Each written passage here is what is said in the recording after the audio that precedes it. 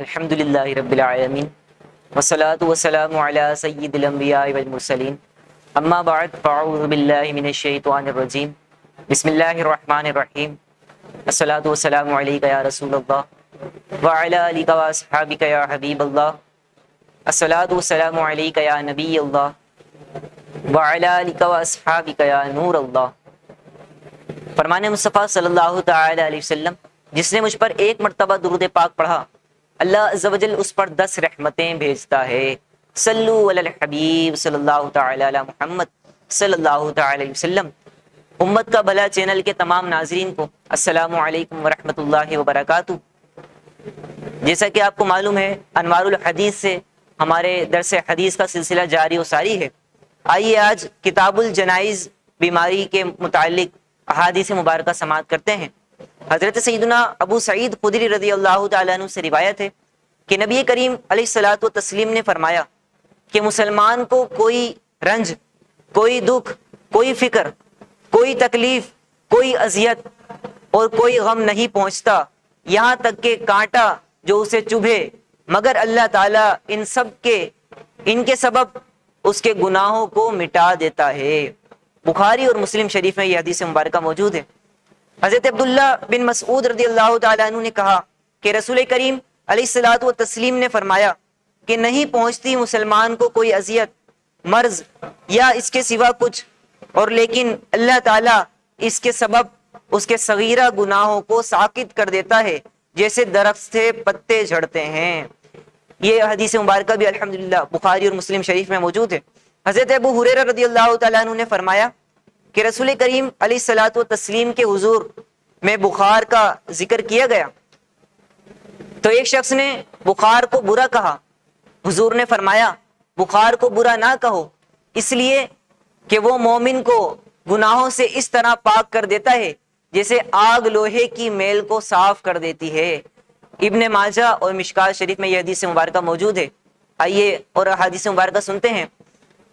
حضرت محمد بن خالد سلمی اپنے باپ سے روایت کرتے ہیں کہ ان کے دادا نے کہا کہ حضور علیہ الصلوۃ والسلام نے فرمایا کہ بندے کے لیے علم الہی میں جب کوئی مرتبہ کمال مقدر ہوتا ہے اور وہ اپنے عمل سے اس مرتبے کو نہیں پہنچا تو خدا تعالیٰ اس کے جسم یا مال یا اولاد پر مصیبت ڈالتا ہے، پھر اس پر صبر عطا فرماتا ہے یہاں تک کہ اسے اس مرتبے تک پہنچا دیتا ہے جو اس کے لیے علم الہی میں مقدر ہو چکا ہے۔ احمد اور ابو داؤد میں یہ حدیث مبارکہ موجود ہے۔ آئیے مزید احادیث مبارکہ سنتے ہیں۔ حضرت عائشہ رضی اللہ تعالیٰ عنہ نے کہا کہ رسول کریم علیہ الصلوۃ والتسلیم نے فرمایا کہ جب بندہ کے گناہ زیادہ ہو جاتے ہیں اور اس کے عمل میں کوئی ایسی چیز نہیں ہوتی جو گناہوں کا کفارہ بن سکے تو اللہ تعالیٰ اس کو غم اور پریشانی میں مبتلا کر دیتا ہے تاکہ اس کے گناہوں کا کفارہ بن جائے۔ احمد اور مشکات شریف میں یہ حدیث مبارکہ موجود ہے۔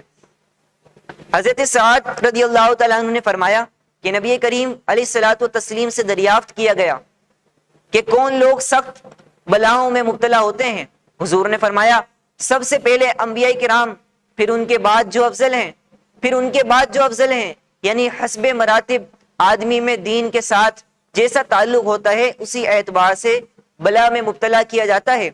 اگر دین میں سخت ہے تو بلا بھی اس پر سخت ہوگی، اور اگر دین میں کمزور ہے تو اس پر آسانی کی جاتی ہے۔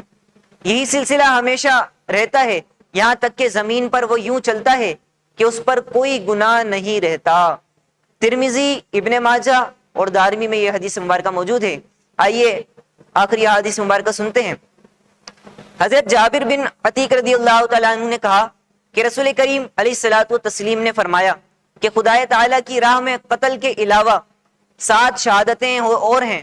جو طاعون میں مرے شہید ہے، جو ڈوب کر مرے شہید ہے، جو ذات الجنب نمونیا میں مرے شہید ہے، جو پیٹ کی بیماری میں مرے شہید ہے، جو آگ میں جل جائے شہید ہے، جو عمارت کے نیچے دب کر مر جائے شہید ہے، اور جو عورت بچے کی پیدائش کے وقت مر جائے شہید ہے۔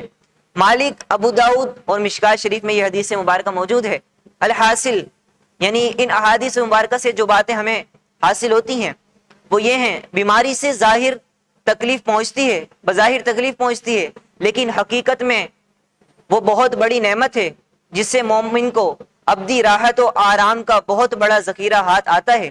اس لیے کہ یہ ظاہری بیماری حقیقت میں روحانی بیماریوں کا ایک بڑا زبردست علاج ہے، بشرط یہ کہ آدمی مومن ہو اور سخت سے سخت بیماری میں صبر و شکر سے کام لے۔